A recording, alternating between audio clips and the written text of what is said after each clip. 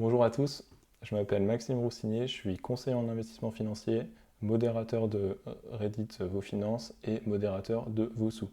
En fait, dans cette vidéo, je vais essayer de vous expliquer, à rentrer un peu plus dans le détail de tout ce qui est frais et tout ce qui est gestion de patrimoine, pourquoi les gens proposent des produits qui ne sont pas très intéressants pour les gens et pourquoi ils sont un peu obligés de le faire et qu'est-ce qui distingue un bon conseiller d'un mauvais conseiller, un bon conseil d'un mauvais conseil. Et en fait, pour avoir tout ça, il faut avoir les bases de la finance et aussi savoir se mettre à la place des personnes, comment elles gagnent leur vie, pourquoi elles vendent des produits, pourquoi elles mettent en avant des produits. Et ça, du coup, c'est hyper important et c'est pas facile parce que c'est pas intuitif. Et c'est très opaque, ça utilise le jargon des maths, le jargon de la finance, et en fait, du coup, 90% des gens sont paumés. Donc, je vais essayer de vous aider là-dessus. Voilà, donc la vidéo a eu beaucoup de très bons retours. Voilà, il y a 20 000 vues rien que sur Reddit, du post, beaucoup de likes, les gens sont vraiment contents. Euh, et a raison, JP c'est un crack et il utilise du coup la meilleure communauté. On voit là, ça c'est un message de Reddit pour illustrer ses propos. Le post en question c'est celui-là. C'est du coup un post de Vos Finances, il demandait voilà, que faire de mon argent. Mon conseiller BNP m'a recommandé ça. Ça, c'est quelque chose, une très très bonne chose. C'est quand un conseiller financier vous recommande un truc, vérifiez ce que c'est, vérifiez les frais. Et si vous ne savez pas, allez sur un forum. Moi, je mets toujours en avant Vos Finances. Bon, ça devrait être sur Vos Sous. Je mets toujours Vos Sous en avant parce qu'on a créé ce subreddit spécialement pour les questions et les conseils personnalisés. C'est sous pseudo, vous créez vos nouveaux comptes, vous le jetez après. Mais vous, en attendant, il y a des gens qui vont donner des super conseils et qui n'ont rien à y gagner à ces conseils en fait. Et en fait, globalement, on voyait que dans ce contrat, il y avait surtout des fonds blindés de frais, avec 3% de frais d'entrée, des frais de gestion 2,4%, c'est abusé. Un fonds euro, pourquoi pas, avec le rendement net de frais qui était le rendement de l'année d'avant, qui n'engage à rien l'assureur à donner autant dans les prochaines années. Des SCPI, pareil, avec beaucoup de frais. Et une SCI, pareil, beaucoup de frais. Voilà. Comme dit le premier commentaire, c'est qu'en fait, le gestionnaire de patrimoine, dans ce cas-là, qui travaille pour la banque, il a fait un très bon travail qui est de faire de l'argent pour la banque et gérer un petit peu l'argent de la personne. Mais en premier, faire de l'argent pour la banque. C'est que des produits gourmands en frais qui vont faire que la performance va être très mauvaise sur 10 ans. On parle de 2 à 3% au bout de 10 ans pour des frais quand même plutôt élevés sur un contrat qui pourrait avoir 4 à 5% par an, du coup à la place de 2 à 3, ce qui fait quasiment 30 à 40% de plus à la fin, au bout de 10-15 ans, comparé au contrat proposé.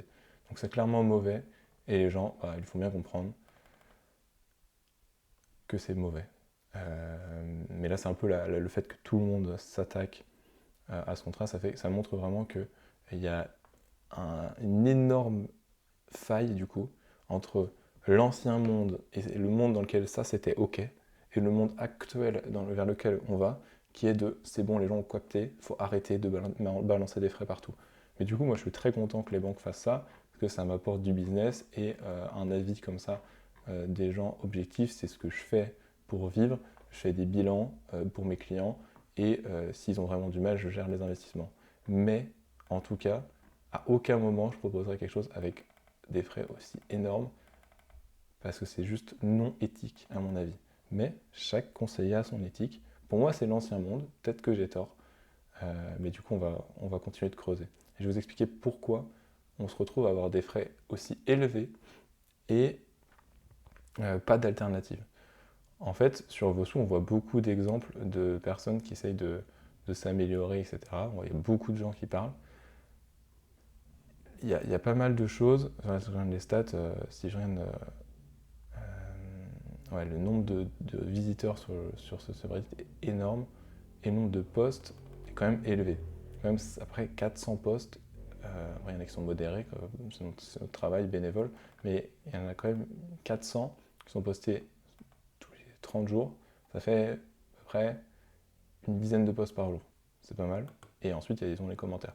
Et en fait, il y a beaucoup de gens qui posent des questions en avance. Et c'est le plus important, c'est de se renseigner sur pourquoi je fais, pourquoi je veux faire les choses, quelles sont mes options Et ensuite, quand on va voir un conseiller, on n'est pas un jambon. Et en fait, le conseiller, comme disait JP dans sa vidéo, le conseiller, quand il se rend compte qu'il a en face de lui quelqu'un qui ne sait pas ce qu'il veut, qui n'a aucun objectif, qui est en mode bah, j'ai de l'argent, je ne sais pas quoi en faire, débarrassez-en moi, il va souvent proposer ce qui est le plus rémunérateur pour lui. C'est un conflit d'intérêt. C'est quelque chose, en tant que conseiller en investissement financier, on est censé lutter contre. Dans les faits, c'est compliqué de vérifier.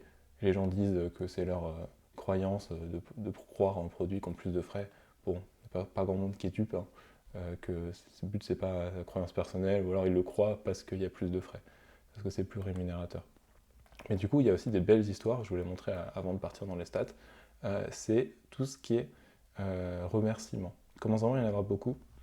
Ça me fait vraiment plaisir parce qu'il y a beaucoup de gros contributeurs. Bon, je suis moi-même un gros contributeur du sub, en même temps je le modère donc je passe ma vie dessus à côté de mon travail. Voilà.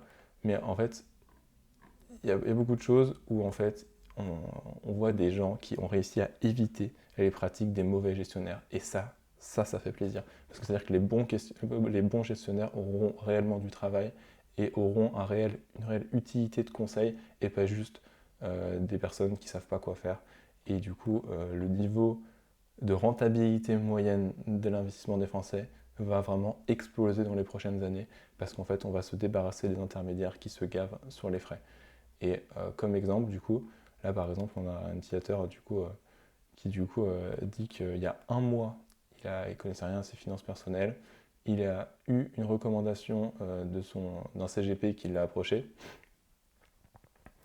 et pas de PEA, PER et assurance vie, c'est classique. PER, assurance vie, tout ce qui est assurantiel, c'est là où on peut mettre le plus de frais. En fait, l'assureur est très content parce qu'en fait, on prend beaucoup de frais en tant que gestionnaire et lui, il en prend beaucoup aussi. Donc c'est gagnant pour toute la ligne, sauf pour le client.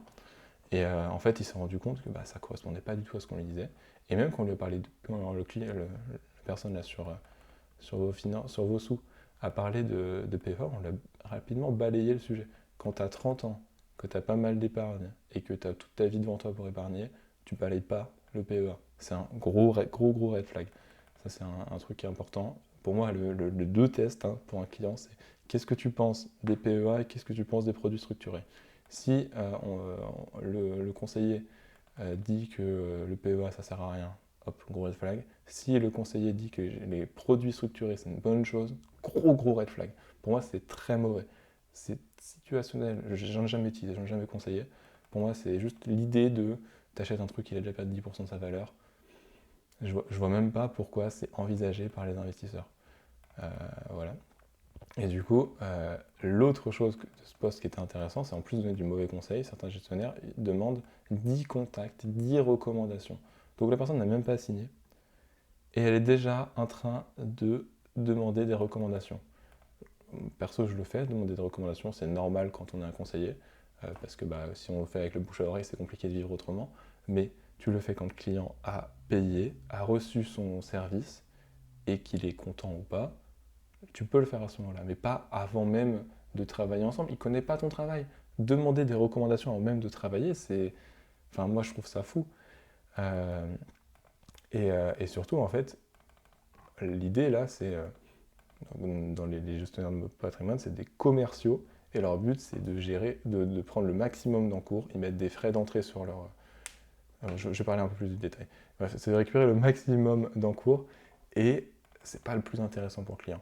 Du coup, je me suis dit que j'allais faire un petit tableau en 5 minutes là, qui explique un peu les différentes grandes familles de gestion de patrimoine. Parce qu'en fait, je suis devenu gestionnaire de patrimoine et conseiller en investissement financier.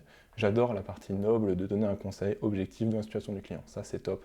C'est un truc qui est protégé par la France, par la loi française. En fait, si on veut vraiment conseiller de manière très qualitative quelqu'un, il faut toutes les informations sur elle, ses avis d'imposition, etc. Parce que le déclaratif, c'est à sa limite. La personne peut dire je gagne ça, machin, mais en fait tu te rends compte qu'il y a toujours un truc oublié, etc. Donc bref, le conseiller en investissement financier, c'est pas mal et c'est noble. Sauf qu'après, il y a la partie gestion de patrimoine qui est différente. Gestion de patrimoine, c'est faire l'investissement pour le client, en gros. Et en fait, la majorité des classiques en France, les banques, les gestionnaires de patrimoine, de réseau, tout ça, tout ce qui est pyramidal, etc., ce qu'ils font, c'est qu'ils proposent des fonds qui sont plutôt mauvais. Pourquoi ils les proposent? Parce qu'ils ont beaucoup de frais de produits. Et c'est une grosse partie de la recommandation. Les frais d'enveloppe, un petit peu, et les frais de gestion conseillés, un petit peu. Mais souvent, c'est les frais de gestion conseillés par Morgan Stanley, Rothschild, etc. C'est même pas eux qui font le conseil réellement derrière de quels ETF acheter, de quelles actions acheter, quelles obligations acheter. Et en plus, ils peuvent mettre des frais annexes, des frais d'entrée, etc. Des frais aussi d'arbitrage. Ça, c'est un peu les contrats les plus chargés en frais qui en ont, et les conseillers qui veulent maximiser le court terme. Je vais aussi vous présenter du coup les autres types d'honoraires.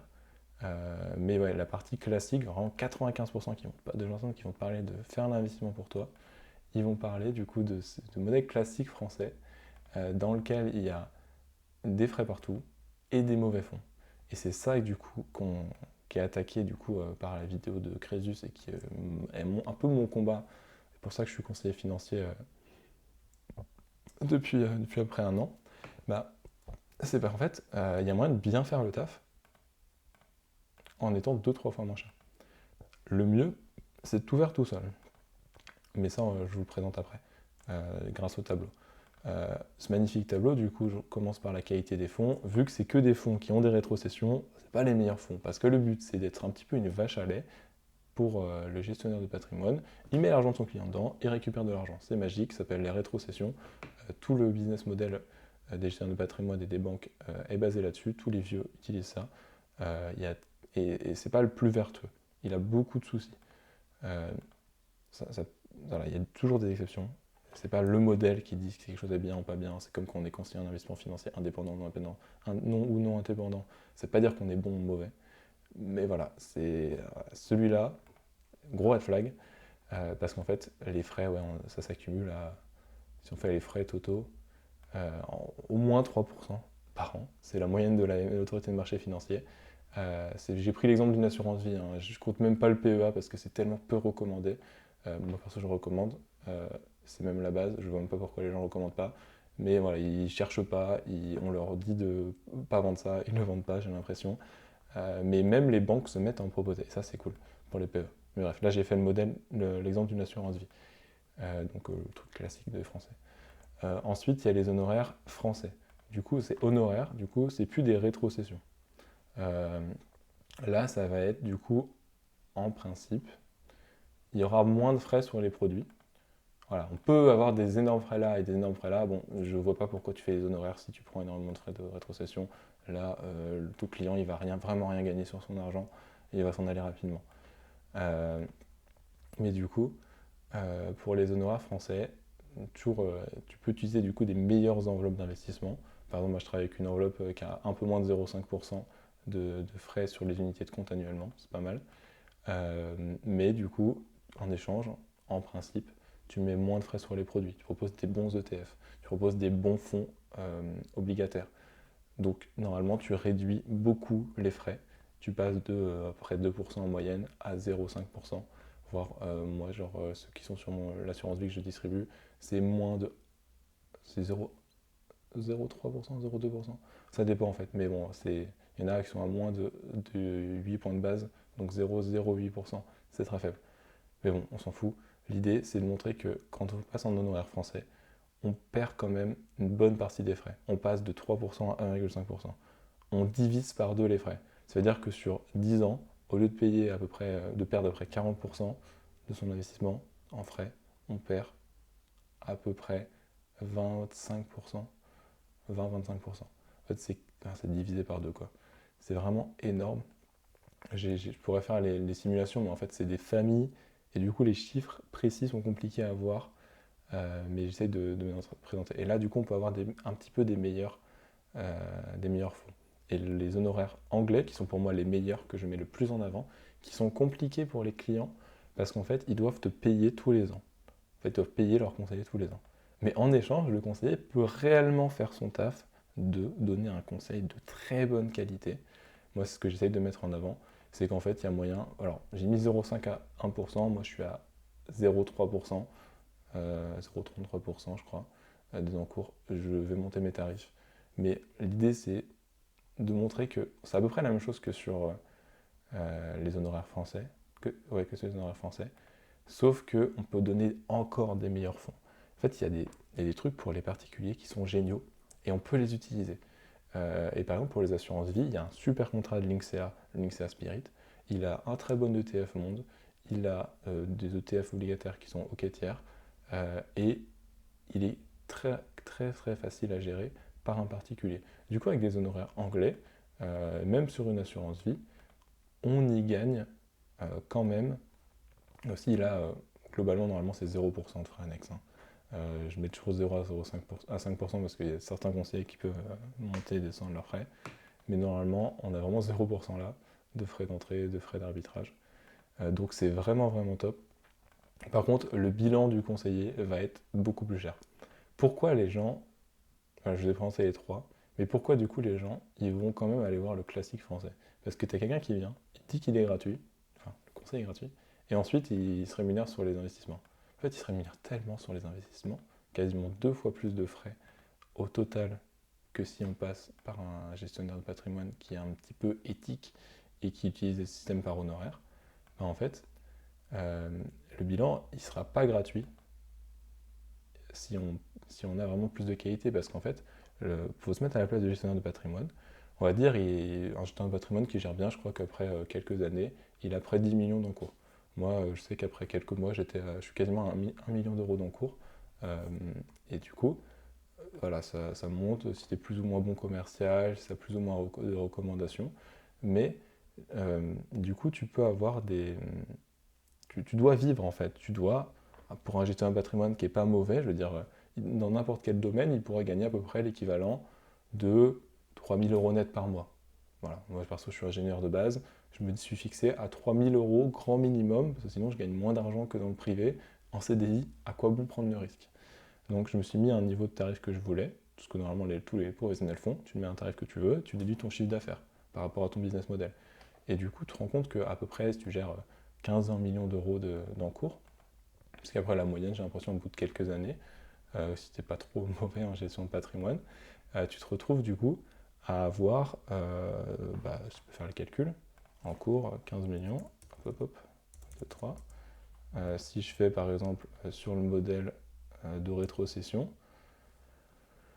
on va dire 0,6% hop, fois les encours totaux, on arrive à 90 000 euros, c'est pas mal.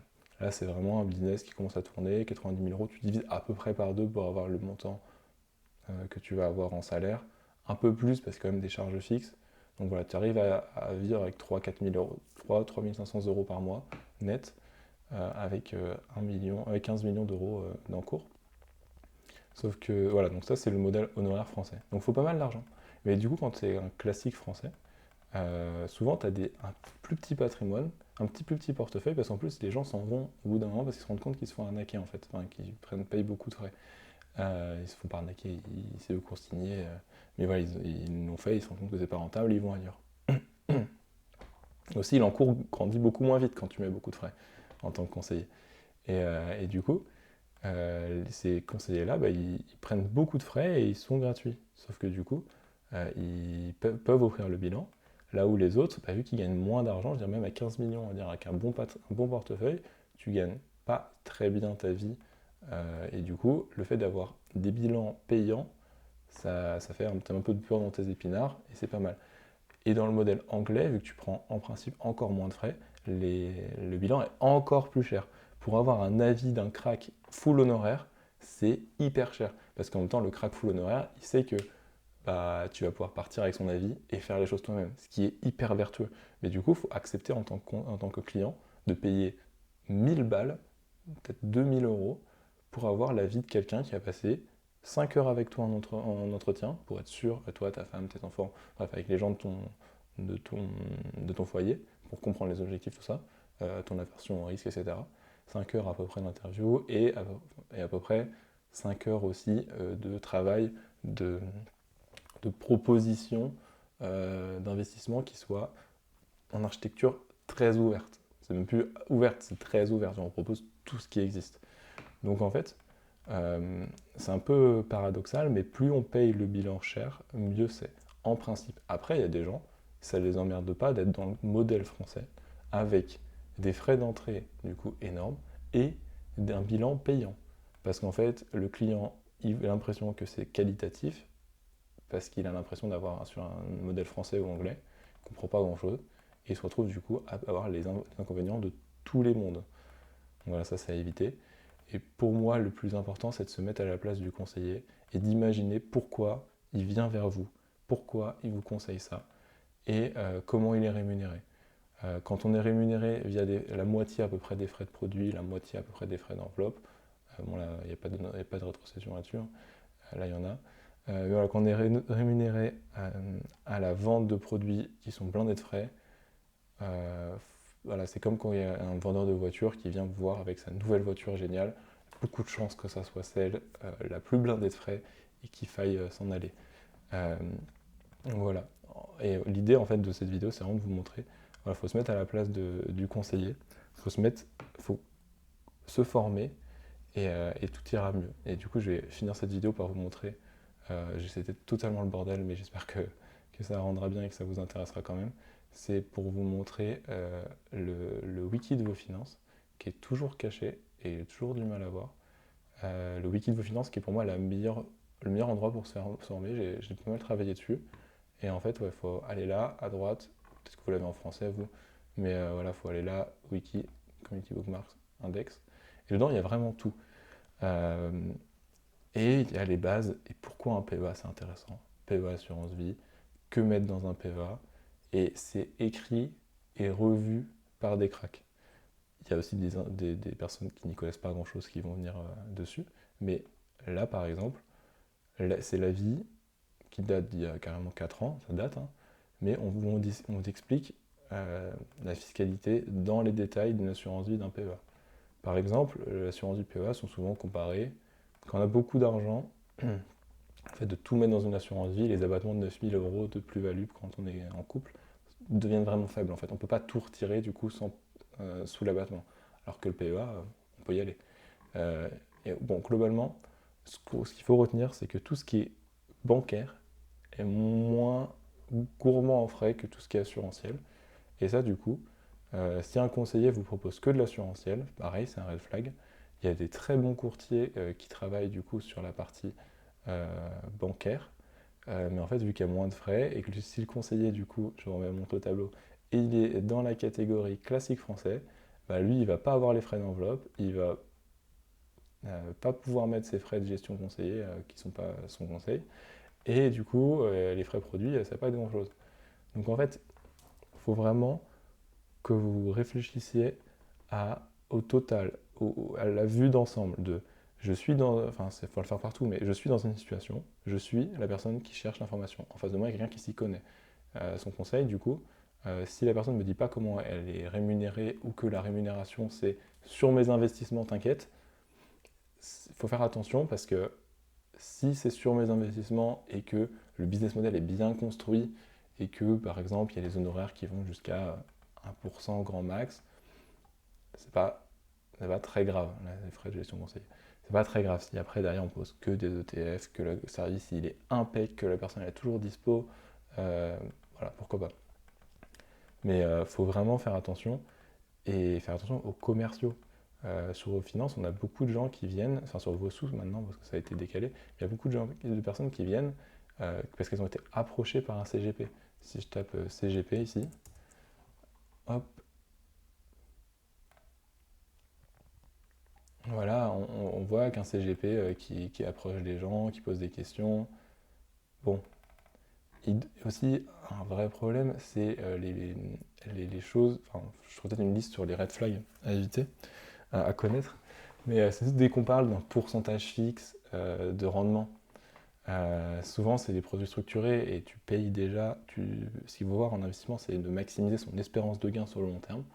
Et pour maximiser son espérance de gain sur le long terme, il faut minimiser les frais, il faut investir dans des choses de qualité, etc.